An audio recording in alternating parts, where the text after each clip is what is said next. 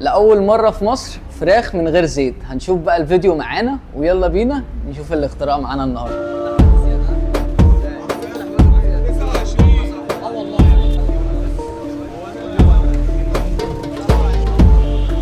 ريفيو جديد وفيديو جديد من دوحة.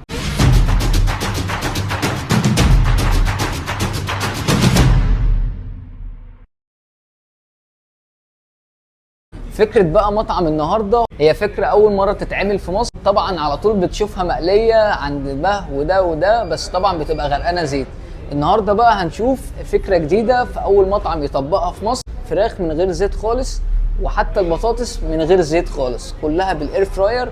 ويلا بينا نشوف الفيديو معانا النهاردة ونشوف الحاجة كمان قدامنا. دي فكرة طبقت وخدت وقت كبير قوي عشان تطلع بالشكل ده، ويلا بينا نشوف الاختراع ده معانا النهارده.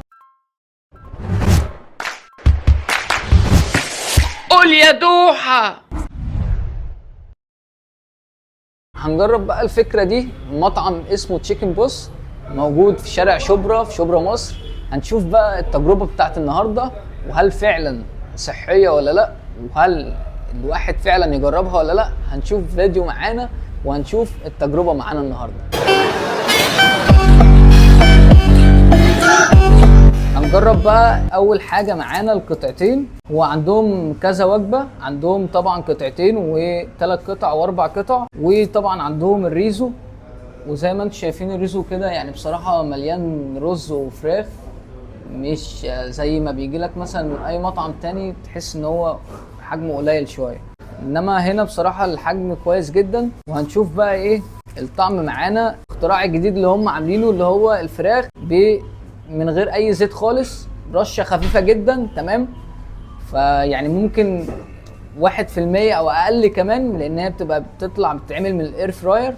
تمام، وطبعا بالبطاطس نفس الكلام، يعني هو برضو مش الفراخ بس، لا ده البطاطس كمان من غير اي زيت خالص. تمام، رشه خفيفه جدا علشان تطلع بالشكل اللي انتم شايفينه ده. نجرب بقى معانا اول حاجه الفراخ. عندهم طبعا الوجبه بتيجي بالبطاطس والكول سلو والتوميه، ومعاهم الكايزر. الكايزر حجمه حلو بصراحه، مش الحاجات الصغيره اللي كنا بنشوفها دي. هنشوف بقى ايه الفراخ اول حاجه، ودي اهم حاجه، ونشوف الطعم هل فعلا الزيت بيفرق ولا الطعم مش بيفرق معاهم. شوف كده بقى طعم الفراخ غير اي حاجه. بسم الله.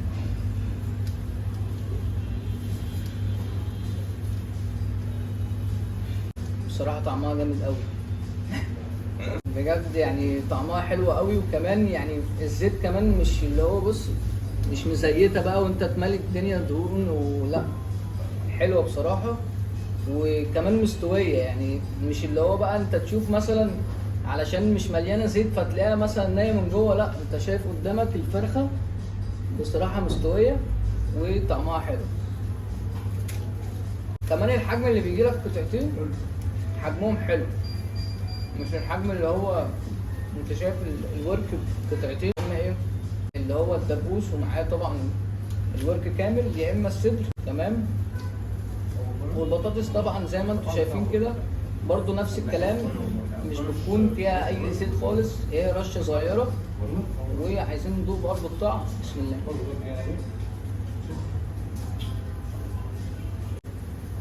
مية مية والله، لكنها فعلا مقليه ومليانه الزيت فعلا من غير اي زيت، طعمها والله تحفه.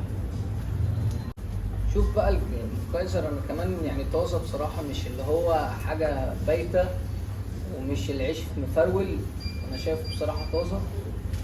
انا فعلا يعني كفكره جديده وكمطعم لسه فاتح جديد، بصراحه فكره حلوه جدا ما اتعملتش في مصر. فانا حاسس ان دي فعلا هتعمل ضجه، لان هي فكره حلوه قوي وما اتعملتش في مصر. والناس اللي بتحب بقى تاكل اكل صحي، الناس اللي بتعمل دايت، الناس اللي بتنزل الجيم، ففكره بصراحه حلوه قوي. كمان القطعتين انا شايف ان سعرها مش غالي، 139 جنيه برضو السعر بتاعها حلو.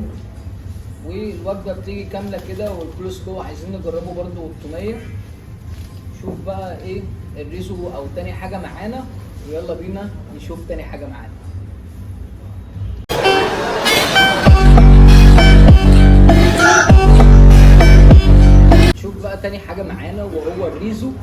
الريزو سعره 75 جنيه، وزي ما انتم شايفين كده حجم حلو ومش قليل بالنسبه للسعر ولا حاجه. انت شايف بقى الفراخ عندك، الفراخ يعني بصراحه حلوه جدا لان هي مش قليله في الرز. هنشوف بقى الطعم معانا كده مع الرز. بسم الله.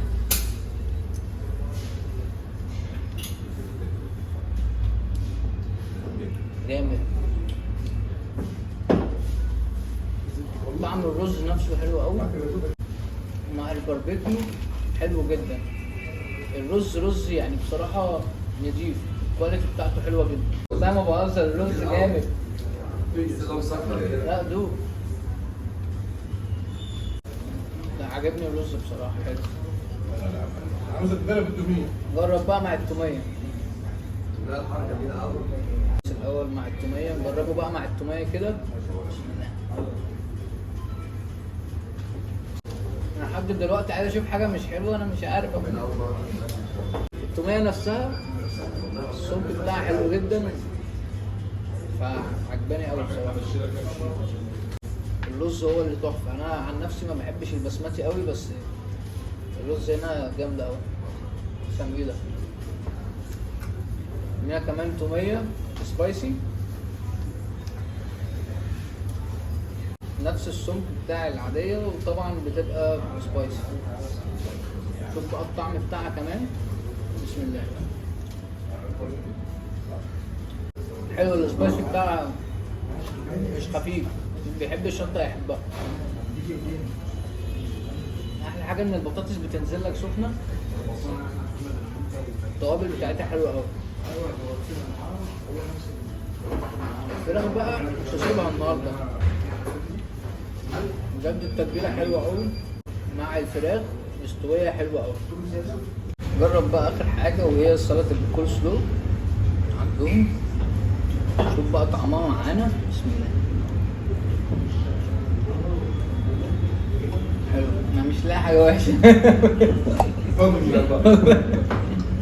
السكر بتاعها مظبوط بصراحه، حلو قوي. يعني في ناس تجربها تلاقيها دلعه، والله مظبوطه 100 والله. بجد مطعم يستاهل.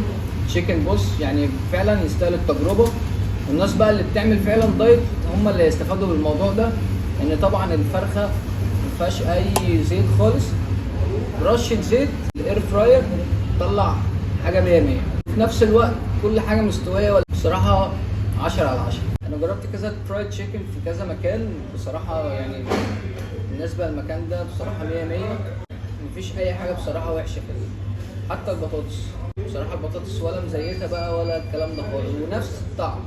يعني لو في ناس هتقول لك بقى دي مزيته او هتطلع بالاير فراير طعم تاني، لا انا شايفها والله نفس الطعم.